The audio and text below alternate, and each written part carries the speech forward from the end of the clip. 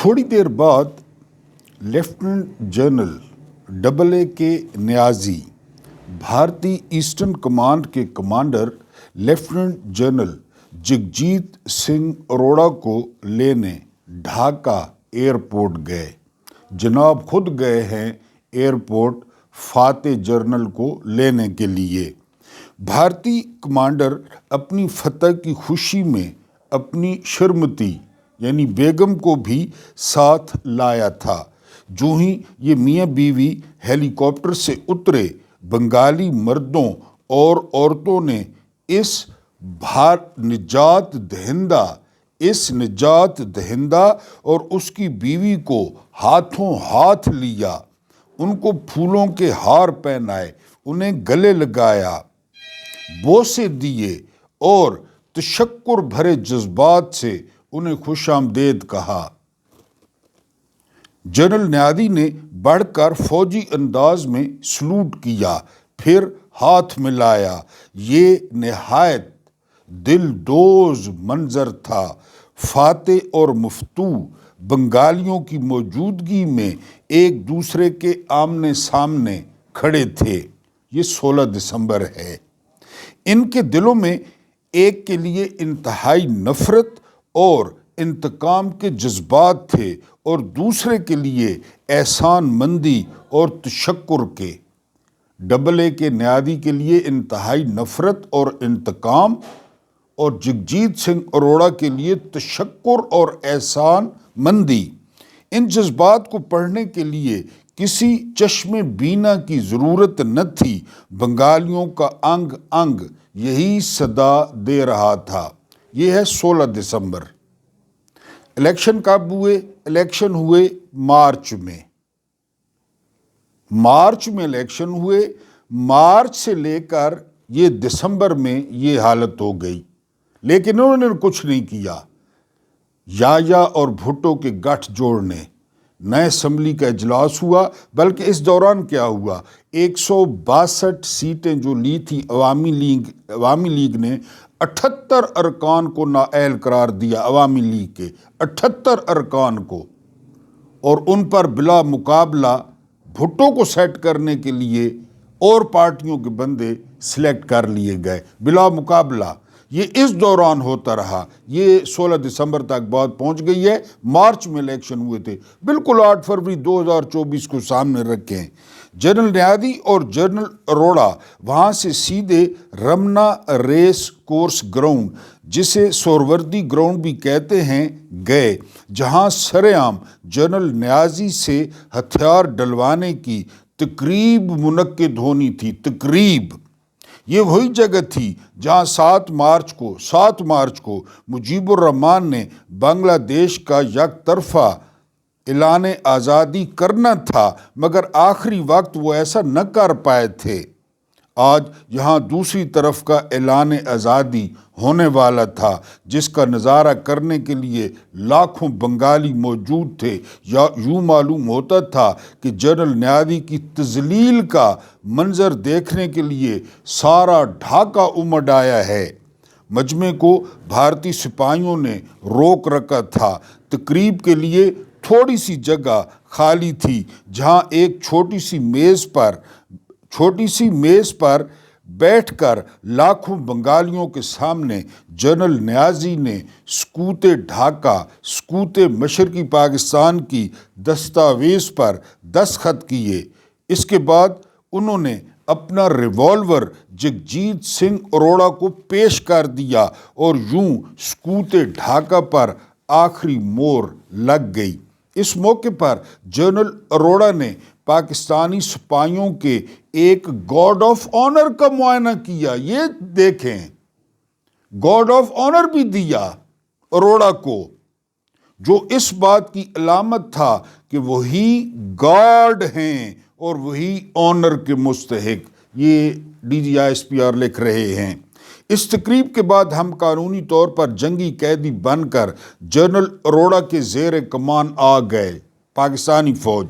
مگر ڈھاکہ میں ابھی بھارتی فوج اتنی ناکافی تھی کہ قیدیوں کو مکتی بہانی کی انتقامی کارروائیوں سے بچا نہیں سکتی تھی، چنانچہ بھارت نے اجازت دے دی کہ پاکستانی قیدی تاحکم ثانی اپنے چھوٹے ہتھیار ذاتی تحفظ کے لیے اپنے پاس رکھیں۔ بھارتیوں نے اجازت دی۔ یہ ہتھیار 19 دسمبر تک ہمارے پاس رہے۔ معقول تعداد میں بھارتی سپاہیوں کے پہنچنے کے بعد ڈھاکہ گیریزن کے جوانوں سے ہتھیار لیے گئے۔ افسروں سے ہتھیار ڈلوانے کے لیے ڈھاکہ چھاونی کے گولف کورس میں 19 دسمبر کو 11 بجے ایک صبح تقریب منعقد ہوئی، جس میں جنرل رو فرمان علی، ریئر ایڈمرل شریف اور جنرل جمشید سمیت سب افسروں نے ہتھیار ڈالے۔ میں بھی اس جمع ندامت میں شامل تھا۔ ڈھاکہ سے باہر باقی مقامات پر کمانڈروں نے اپنے مد مقابل سے طے شدہ پروگرام کے مطابق 16 سے 20 دسمبر کے درمیان ہتھیار ڈالے۔ 16 سے تقریبات شروع ہوئی، 20 دسمبر تک ہتھیار ڈالے جا رہے ہیں۔ بندوں کا اندازہ کریں، 16 سے 20 تک ہتھیار ڈالی جا رہے ہیں۔ ادھر آپ کو پتہ ہے نوری اور یا شہد، مخصوص جگہوں پہ شہد ڈالنا، پھر وہاں سے چاٹنا، پھر جو ہے نا وہ نغمے سننا، پھر چین آف کمانڈ، پھر ٹنڈی ٹینشن، ہم جو ہے نا یہ کبھی نہ ٹوٹنے کے لیے ہے، خدا کے نوروں میں سے ایک نور ہے، یہ ہو رہا تھا ادھر راول پنڈی میں۔ جی آل انڈیا ریڈیو نے 14 دسمبر سے ہی ہماری شکست کی خبریں نشر کرنی شروع کر دی تھیں، جس کی وجہ سے ڈھاکہ اور دوسرے مقامات پر غیر بنگالیوں میں خوف و ہراس پھیل گیا تھا۔ ان میں سے اکثر لوگوں نے اپنا گھر بار چھوڑ کر چھاونیوں کا رخ کر لیا تھا۔ انہوں نے اب بھی اپنے مقدر کو پاکستانی فوج کے مقدر سے وابستہ کرنے کو ترجیح دی۔ جب ریڈیو پہ اعلان ہوا تو شریف لوگ کینٹوں میں آ گئے۔ کینٹوں والے خود ہتھیار ڈال رہے تھے۔ ان میں سے ہزارہا لوگوں کو مکتی باہنی نے راستے میں ہی موت کے گھاٹ اتار دیا۔ میں نے اس سلسلے میں مکتی باہنی کے مظالم کے ایسے واقعات سنے ہیں کہ رونگٹے کھڑے ہو جاتے ہیں۔ یہ واقعات اتنے کثیر اور گھمبیر ہیں کہ ان کا یہاں لکھنا ممکن نہیں۔ ہندوستانیوں کے پاس ان بیچاروں کی نگہداشت کے لیے کوئی وقت نہ تھا۔ ان کی نگاہ مال غنیمت پر تھی، جسے وہ دھڑا دھڑ ٹرکوں، بسوں اور ریل گاڑیوں کے ذریعے بھارت لے جا رہے تھے۔ اس میں ہمارا جنگی ساز و سامان، خوراک کے ذخائر، صنعتی مصنوعات، مشینری، حتیٰ کہ گھریلو سامان کی چیزیں مثلاً فریج، قالین اور ٹیلی ویژن وغیرہ بھی شامل تھے۔ ہائے ہائے ہائے ہائے، یہ لوٹ مار یہ ہندو کر رہے ہیں، فوجی افسروں کی گھروں کی فریجیں، قالین، پھر آپ کو پتہ ہے بنیے کا۔ جی نومولود بنگلہ دیش کا اتنا خون چوسا گیا کہ جب وہ آزادی کا سانس لینے کے لیے کے قابل ہوا تو محض ایک ڈھانچہ رہ گیا تھا۔ اس کا احساس بنگالیوں کو 1 سال بعد ہوا۔ اس وقت تو بھارت نے سپورٹ کیا، کوئی شک نہیں، لیکن جتنا بھارت نے لوٹا اس دوران پاکستانی شکست کھا گئے۔ اب بنگالی ان کے رحم و کرم پر تھے، تو بنگالیوں کو 1 سال بعد احساس ہوا۔ جب بھارت کو مال غنیمت سے فرصت ملی تو اس نے جنگی قیدیوں کو ہندوستان بھیجنا شروع کیا۔ یہ سلسلہ دسمبر 1971 سے جنوری 1972 تک جاری رہا، قیدی بھیجنا۔ جنگی قیدیوں میں اہم شخصیتیں VVIP جنرل نیازی، جنرل فرمان، جنرل جمشید، ریئر ایڈمرل شریف اور ایئر کموڈور انعام الحق تھے، جنہیں ایک بار بردار کارگو طیارے کے ذریعے 20 دسمبر کو کلکتہ قلعے بھیج دیا گیا۔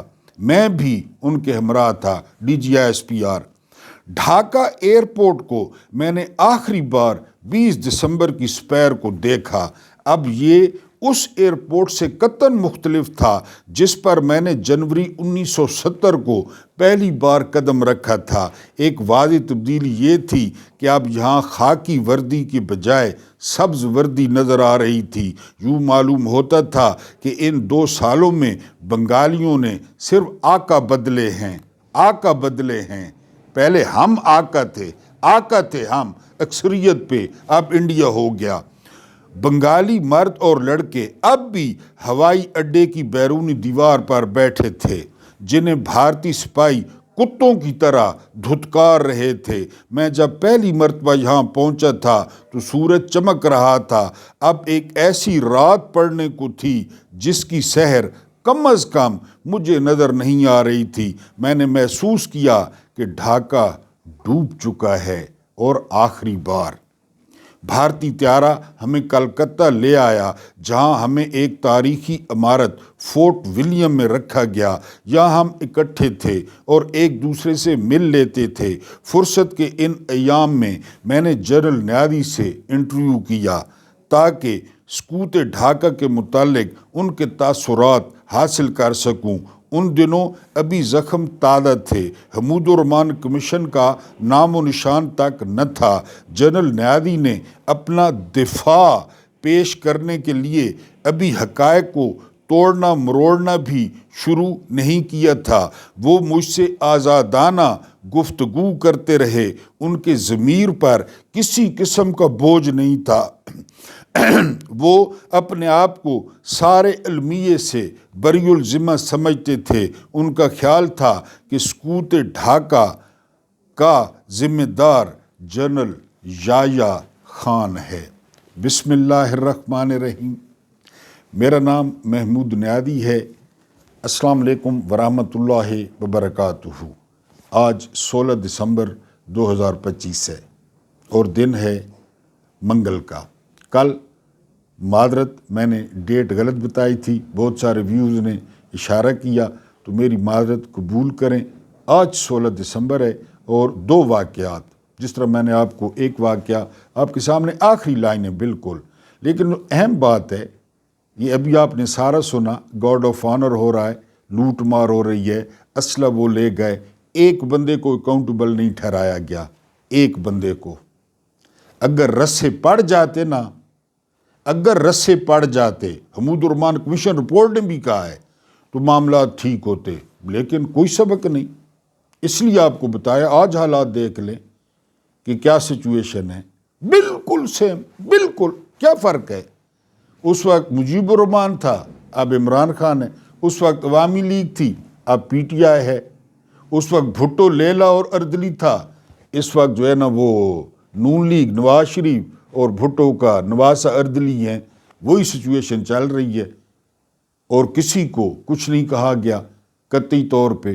بعد میں سب کو پینشنیں ملی، سب کو کمیوٹ ملے، سب دندناتے پھرے۔ بہرحال کچھ تازہ ترین احوال آپ کے سامنے رکھنا ہے، لیکن اس سے پہلے وہی درخواست ہے کہ چینل کی ریچ نامعلوم وجوہات کی بنا پر بہت کم ہو گئی ہے، اور آپ اتنا تعاون کر سکتے ہیں کہ آپ چینل کو سبسکرائب کر سکتے ہیں۔ آپ اگر سبسکرائبر ہیں تو ویڈیو کو لائک کر سکتے ہیں اور آپ شیئر کر سکتے ہیں۔ یہ آخری دن 16 دسمبر ڈھاکہ کا، اور سب سے امپورٹنٹ یہ کہ ویڈیو کو پورا دیکھنے کی کوشش کیا کریں۔ یہ ریکویسٹ ہے کیونکہ ابھی تک جو مطلوبہ نتائج ہیں وہ نہیں چینل کو مل رہے۔ جو ایوریج ویو ڈوریشن ہے، کیونکہ 30 منٹ کی تقریباً ویڈیو ہوتی ہے، تو ایوریج ویو ڈوریشن جو ہے وہ 12 منٹ کا اور 14 منٹ کا ہے۔ اس کو کم از کم 20 منٹ کا ہونا چاہیے۔ یہ ریکویسٹ ہے، نہ کوئی آرڈر ہوتا ہے نہ کچھ، یہ ریکویسٹ ہوتی ہے اپنی فیملی سمجھ کے۔ سب سے پہلی خبر جو آپ کے سامنے رکھنی ہے کہ اس وقت آپ اگر میڈیا لگائیں تو آپ کو میڈیا بتائے گا کہ جو دوسری جنگ عظیم ہوئی تھی نا، یعنی جرمنی اور اتحادیوں کے درمیان، وہ فیض امید نے کرائی تھی۔ اس کے علاوہ جو ایوب خان کا مارشل لاء لگا تھا وہ فیض امید نے لگوایا تھا۔ ضیاء صاحب نے جو مارشل لاء لگایا اس میں فیض امید کا ہاتھ تھا۔ پرویز مشرف نے جو بندے بیچے افغانستان کو، اس میں فیض امید تھا۔ اس طرح کتوں اور گدھوں کی طرح صحافی پڑے ہیں فیض امید پہ۔ نہ میں فیض امید کا حمایتی ہوں، نہ مجھے فیض امید سے کوئی ہمدردی ہے، لیکن جس طرح یہ پڑے ہیں اور ہر چیز متھے لگا رہے ہیں فیض امید کے، وہ ایک کہاوت ہے کہ جس کو ہر بندہ برا کہے نا تو اس کے برا ہونے میں شک پیدا ہونے لگتا ہے۔ یقین کریں کہ فیض حمید پہ یہ اس طرح پڑے ہیں کہ اب فیض حمید سے ہمدردی ہونے لگی ہے کہ سارا باجوہ کو کچھ نہیں کہتے. ساری جو فساد کی جڑ ہے وہ باجوہ ہے، ساری فساد کی جڑ وہ باجوہ ہے. اور یہ لیفٹیننٹ جنرل تھا، یہ چیف نہیں تھا، یہ لیفٹیننٹ جنرل تھا. بہرحال فیض حمید یہ سارے کاموں کا اب ذمہ دار ہے. پتہ نہیں کتنی جو صحافی ہیں جن کی ابھی وہ آنے والے 1-2 دن میں اپنی پیدائش کا جو ذمہ ہے وہ بھی فیض حمید پہ ڈال دیں گے کہ فیض حمید کی وجہ سے ہم اس دنیا میں آئے. اگلی خبر کیا ہے؟ اگلی خبر جو ہے نا وہ یہ ہے کہ پیر ظہیر الحسن، یہ TLP کے تھے، بڑے دبنگ جو ہے نا، یہ بڑے بدماش ٹائپ، ان کو کل 10 سال جو ہے وہ سزا ہوئی ہے. اور اس سزا پہ مجھے بڑی خوشی آئی ہے، بڑی خوشی. اس نے قاضی فائد عیسیٰ کو جو ہے نا وہ قتل کرنے کا انعام مقرر کیا تھا. یہ کون ہوتے ہیں یہ 2 جماعتیں پڑے ہوئے جاہل ان پڑھ؟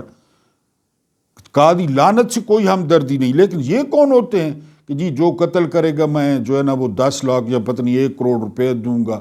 یہ اتنے بدماش ہیں، پھر تو خود کھڑے نہیں ہو پاتے. کدھر گئی TLP کہ بڑے جی ہارڈ ان کے سپورٹر ہیں، یہ نہیں پوچھ رہے کہ ہمارے لیڈر کدھر کی ہیں، لوگوں کا جینا حرام کیے رکھا. بہرحال ان کو 10 سال کی سزا ہوئی ہے، بالکل ٹھیک ہوا ہے. ان فتویٰ فروشوں کو 100 سال ہونی چاہیے تھی. اس کے بعد جو اگلی خبر ہے وہ یہ کہ جو PTI ہے مجموعی طور پر اس کے جو مالی حالات ہیں وہ بہت زیادہ خراب ہو گئے ہیں. یعنی جو انہوں نے PTI آفیشیل کے لیے اپنے بندے رکھے ہوئے ہیں، کلرک وغیرہ، یہ جو آفس کو سنبھالتے ہیں، ان کی جو ہے نا وہ تنخواہ دینے کے لیے بھی ان کے پاس پیسے نہیں ہیں. تو زلفی بخاری نے جو ہے وہ کہا ہے کہ وہ ان کو 6 مہینے کی تنخواہ دیں گے. بہرحال آپ کو پتہ ہے کہ جتنا جو ہے نا وہ کاروبار تباہ ہوا، ابھی ذکر کر رہے تھے جو ہے نا وہ مشرقی پاکستان کا، جتنا لوگوں کا کاروبار تباہ ہوا، پھر جتنے لوگوں پہ کیسز بنے، جتنے لوگ جو ہے نا وہ وکیلوں کو فیسیں دیتے ہیں، جتنے لوگ مچلکے جمع کراتے ہیں، پھر اپنے کاروباروں پہ لوگ توجہ نہیں دے پا رہے. اور سب سے امپورٹنٹ جو بات ہے وہ یہ کہ PTI کے جو اکاؤنٹس ہیں وہ فریز ہیں، مختلف جو ہے نا وہ اکاؤنٹس فریز ہیں. اس کی وجہ سے ان میں پیسے نہیں آ رہے، تو مالی بحران کا شکار ہے جو ہے نا وہ PTI. یہ جو لڑکے ہیں نا یا سوشل میڈیا والے یا ہم کہ جی تحریک شروع کر دیں، اسلام آباد آ جائیں، اڈیالہ آ جائیں، ان کو یہ نہیں پتہ کہ ہر چیز پہ پیسے لگتے ہیں. میں نے آپ کو پچھلے ہفتے میرا خیال ہے بتایا تھا کہ آپ عمران خان کی بہنوں کا صرف فیول کا خرچہ دیکھیں کہ ان کے فیول کا خرچہ، پیٹرول یا ڈیزل کا کتنا خرچہ ہوتا ہوگا ہر ہفتے. کبھی اسلام آباد، ایک وہ اپنے مقدمات، دوسرا بھائی کے لیے. تو سوشل میڈیا پہ باتیں کرنا، لکھنا یہ بہت آسان ہے، لیکن عملی طور پر یہ بہت مشکل ہے جب آپ کے مالی حالات خراب ہوں. تو اس کے بعد انڈیا کی ایک خبر ہے، اور وہاں پہ بھارت کے جو وزیر اعلیٰ ہیں انہوں نے جو ہے وہ بڑی جو ہے وہ گھٹیا حرکت کی ہے. ظاہر ہے یہ غنڈے ہیں، یہ اس کے RSS کے، اور یہ BJP کے غنڈے ہیں، یہ بدماش ہیں، اور یہ جو ہے نا گلی کے جو ہے نا یہ سارے پالتو. تو کل ایک بچی کو وہ کوئی انعام دے رہے تھے یا کوئی سند دے رہے تھے، تو اس بچی نے نقاب کیا ہوا تھا. اب کوئی ایشو نہیں ہے، یعنی آپ کا جو ہے وہ مذہب ہے، آپ جو مرضی ہے جو ہے نا وہ استعمال کریں. تو وہ جو غلیظ شخص جس کی شکل بھی بڑی غلیظ تھی، اور عموماً ان کی شکلیں غلیظ ہی ہوتی ہیں ان غنڈوں کی، تو اس نے وہ نقاب جو ہے نا وہ کھینچ لیا بچی کے منہ سے. اور وہاں پہ بچی کو اور بچی کی ماں کو جو ہے وہ بڑی امبیرسمنٹ ہوئی، کیونکہ یہ چاہتے ہیں کہ جس طرح وہ ان کی وہ ساڑیوں میں آپ دیکھتے ہیں کہ بہت کچھ جو ہے نا وہ نظر آتا ہے کہ جی ہر کسی کا اسی طرح نظر آئے. ورنہ ان غنڈوں کو یہ نہیں پتہ، ان موالیوں کو، کہ ہر کسی کا اپنا کلچر ہے، ہر کسی کا اپنا مذہب ہے، وہ جو لباس مرضی ہے پہنے. بہرحال اس نے بڑی گھٹیا اور کمینی حرکت کی ہے، یہ سوشل میڈیا پہ جو ہے وہ وائرل ہے. بہرحال یہ RSS کے اسی طرح کے بندے، وہ ایک ان کا سادھو پھرتا ہے آدھا ننگا، وہ پتہ نہیں کہ صوبے کا وزیر اعلیٰ ہے، اس کی شکل آپ چیک کر لیں. بہرحال جی یہ کچھ خبریں تھیں. ہاں ایک اور خبر ہے، وہ خبر یہ ہے کہ آپ کو بہت بہت مبارک دینی تھی، آپ لوگ پریشان تھے. یہ ہیں ہمارے لیفٹیننٹ جنرل یہ احسن حیات صاحب. جی احسن حیات صاحب جو ہے یہ ہمارے لیفٹیننٹ جنرل ہیں اور یہ سابقہ کور کمانڈر ہیں، ان کو جو ہے وہ 3 سال کے لیے نوکری مل گئی ہے۔ اسد طور نے کہا تھا کہ جو جنرل ہوتا ہے وہ ہمیں اربوں میں پڑتا ہے، اربوں میں، یونیفارم میں بھی اور جب گھر بھی جاتا ہے۔ تو ان کو 3 سال کے لیے شہباز شریف نے جو ہے وہ نوکری دے دی ہے۔ مجھے بڑی خوشی ہوئی ہے، ایک بے روزگار کو یقین کرے نوکری مل گئی ہے۔ اب یہ بھی غازی ہے، یہ بھی غزوہ ہند والا ہے، اور یہ بھی اس نے بھی ISPR میں گانے ریکارڈ کروائے ہوں گے، گانے سنے ہوں گے اور قوم کو چے بنایا ہوگا۔ ابھی اس کی بھوک نہیں مٹی، وہ پینشن پوچھ لیں ایک لیفٹیننٹ جنرل کی۔ بہرحال 3 سال کے لیے ان کو لینڈ دے دی گئی ہے، لینڈ کا شعبہ، اور پھر لینڈ کا شعبہ ان کا پسندیدہ شعبہ ہے۔ یقین کریں ان 3 سالوں میں یہ اپنی لینڈ کہاں سے کہاں پہنچاتا ہے۔ یہ احسن حیات، یہ مشرف دور میں کور کمانڈر کراچی تھا، اب جو ہے یہ بن گیا ہے محکمہ لینڈ کا سربراہ 3 سال کے لیے۔ تو بہرحال آپ فکر کر رہے تھے، مجھے 2-3 ویورز نے لکھا ہے، محترم ویورز نے، کہ یار احسن حیات کا کیا ہوگا، بے روزگار ہے، اس کے گھر آٹا نہیں ہے اور بھوکا سوتا ہے۔ تو آپ کی فکر ختم ہو گئی ہے، اس کو 3 سال کے لیے لیفٹیننٹ جنرل کو نوکری مل گئی ہے، آپ زیادہ فکر نہ کیا کریں۔ 16 دسمبر یہ APS 2014 تھا، جنرل راحیل شریف کا جو ہے وہ میرا خیال ہے دور تھا، جی بالکل راحیل شریف کا، اور پشاور میں اٹیک ہوا تھا APS پہ، بڑا ہولناک واقعہ تھا جس میں بہت پیارے پیارے بچے شہید ہوئے، پرنسپل شہید ہوئی، ٹیچر جو ہے وہ شہید ہوئے، یہ آپ کو سارا پتہ ہے۔ لیکن آپ کو ایک تبصرہ بتانا ہے، یہ لوگ کیسے ہوتے ہیں، ان کے سینوں میں کیسا دل ہوتا ہے، ان کی کیسی ٹریننگ ہوتی ہے۔ وہ ایک تجزیہ نگار کہتا ہے کہ ان میں مینوفیکچرنگ فالٹ ہے، جہاں سے یہ تربیت لیتے ہیں نا وہاں تربیت میں فالٹ ہے۔ وہاں پہ ان کو بتایا جاتا ہے کہ آپ آسمان سے اترے ہیں، آپ اللہ کی طرف سے ہیں معاذ اللہ، اور آپ پیغمبر ہیں معاذ اللہ، آپ کو اکانومی آتی ہے، آپ کو سفارتکاری آتی ہے، دنیا جہان کی ہر چیز آپ کو آتی ہے۔ وہاں پہ ایک عورت بالکل قابو نہیں آ رہی تھی، بہت زیادہ رو رہی تھی، بہت زیادہ، وہ کلپ بھی پڑا ہے اس پہ YouTube پہ، وہ آپ ماں جی کو دیکھ لیں۔ تو وہاں پہ کور کمانڈر ہدایت الرحمان وہ تشریف لاتے ہیں پشاور کے، اور جب اس کی ماں کی بے چینی دیکھتی ہیں، رونا دیکھتے ہیں، تو کور کمانڈر پشاور ہدایت الرحمان صاحب ان کو فرماتے ہیں کیا مسئلہ ہے، 2-3 بچے اور پیدا کر لیں۔ یہ کور کمانڈر پشاور نے کہا۔ تو ان لوگوں کے لیے ڈھاکہ کیا، میں تیسرا دن پروگرام کر رہا ہوں، میرے محترم ویورز مائنڈ بھی کر رہے تھے کہ آپ ڈھاکہ لگا کے بیٹھے ہیں، ان کے لیے ڈھاکہ کیا مسئلہ ہے؟ خدا نخواستہ کل کو بلوچستان کیا مسئلہ ہوگا ان کے لیے، جو ایک ماں کو کہہ رہا ہے، ماں کو، کہ اور بچے پیدا کر لیں۔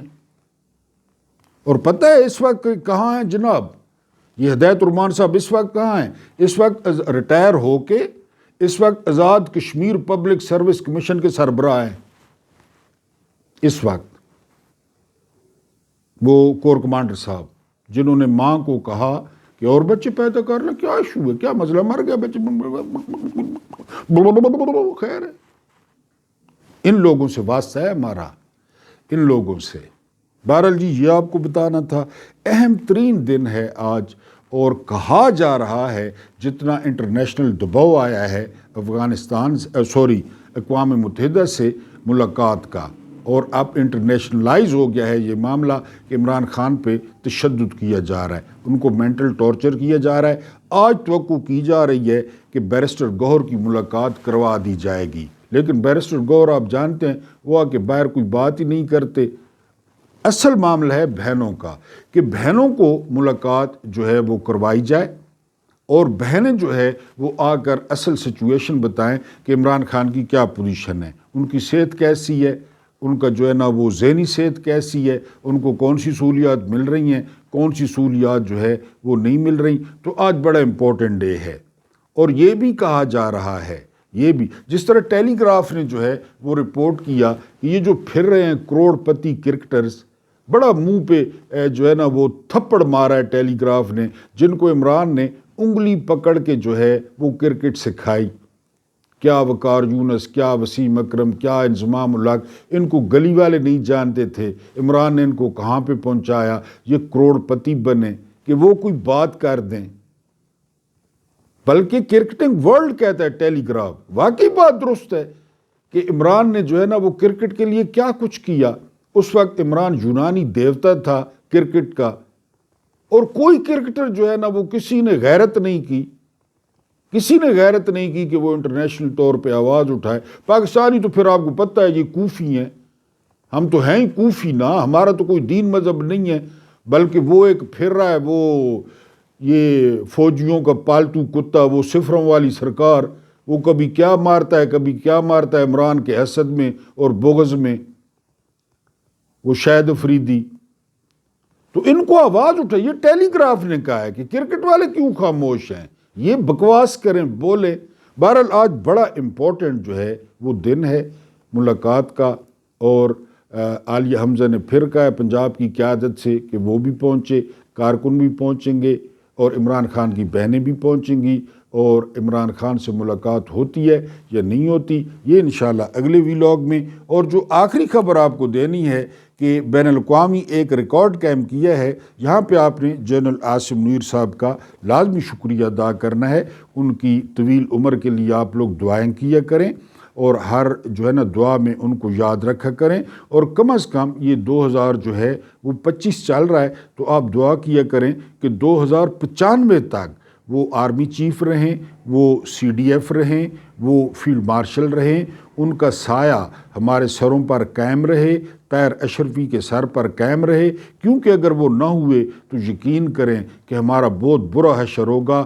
2095 تک جو ہے وہ ان کو اس عہدے پر جو ہے وہ رہنا چاہیے، یعنی یہ جو گڑیا بازی ہے اس کو وزیر اعظم بنائیں، زرداری کے لونڈے کو وزیر اعظم بنائیں، پھر ان کی آگے اولاد ہوگی، یعنی بلاول کی ہوتی ہے یا نہیں ہوتی، اب پتہ نہیں اس کی برات جانی ہے یا آنی ہے، ابھی یہ کنفرم نہیں ہے، لیکن مکھیہ منتری کی اور گڑیا باجی کی اولاد ہے صفدر، ابھی اس کی شادیاں کامیاب نہیں ہو رہی، اس کو وزیر اعظم بنانا ہے، وہ فیلڈ مارشل صاحب کے ذمے ہیں۔ اگر زرداری کے لونڈے نے کوئی پیداوار دے دی تو اس کو جو ہے نا وہ وزیر اعظم بنانا ہے۔ تو یہ سارے کام سر کر کے جانے ہیں، یعنی آپ نے ہمیں نسلی اور اصلی غلام بنا کے جانا ہے، یہ آپ کے ذمہ ہے۔ آپ ان کو بناتے جائیں گے، ادھر آپ کو عہدے ملتے جائیں گے، اور 2095 تک یہ میری دلی خواہش ہے، پاکستانیوں کی دلی خواہش ہے کہ 2095 تک آپ کا جو سایہ ہے وہ ہمارے سروں پر قائم رہے، دشمن جو کہتے ہیں وہ کہتے رہیں۔ یہ آپ دیکھیں نا، یہ آپ کی سر مہربانی ہے نا، یہ آپ کا ویژن ہے نا سر، یہ آپ کا ویژن ہے، یہ آپ کا ویژن ہے۔ وہ میں آپ کو بتاتا ہوں، ورلڈ ریکارڈ یہ قائم ہوا ہے کہ انہوں نے جی 20 ماہ میں قرضہ لیا ہے 20,000 ارب۔ آپ کا ویژن ہے سر، آپ کا ویژن ہے، آپ کا ویژن ہے 2095 تک رہیں سر، اس سے پہلے ادھر ادھر نہ ہوں۔ بالکل 20 ماہ میں 22,000 ارب قرضہ لیا ہے، یہ ہر مہینے کتنا بنتا ہے؟ 1,000 ارب، 1,000 ارب ہر مہینے۔ جا کدھر رہا ہے؟ بقول اسد تور کے اس طرح لوٹا جا رہا ہے کہ کسی ملک پہ قبضہ ہو گیا ہو۔ اور جس طرح بھی بتایا کہ انڈیا والے فریج لے گئے، اور جو ہے نا وہ حسب معمول گھٹیا کمینے اور نیچ فریجیں لے گئے، قالین لے گئے، لوٹے لے گئے، لوٹے مسلم شاور لے گئے، برتن دھونے والی جو ہے نا وہ لے گئے، وہ ہم کیا تاریں لے گئے، برتن دھونے والا صابن لے گئے انڈین۔ تو یہاں بھی اسی طرح ہو رہا ہے، یہاں بھی یعنی 20,000 ارب یہ ہے جی 20 ماہ میں، اور منتھلی 1,000 ارب۔ آپ کا ویژن ہے سر، آپ کا ویژن ہے، آپ کا ویژن ہے 2095 تک رہیں۔ میرے سارے ویورز کہہ رہے ہیں کہ آپ 2095 تک رہیں۔ اللہ پاک آپ کو آسانیاں عطا فرمائے، آسانیاں بانٹنے کی توفیق عطا فرمائے۔ میرا رب کریم آپ کے اور میرے مرحومین کی مغفرت فرمائے، ان کے ساتھ عدل کا نہیں رحم کا اور احسان کا معاملہ فرمائے۔ مجھے برداشت کرنے کا بہت بہت شکریہ۔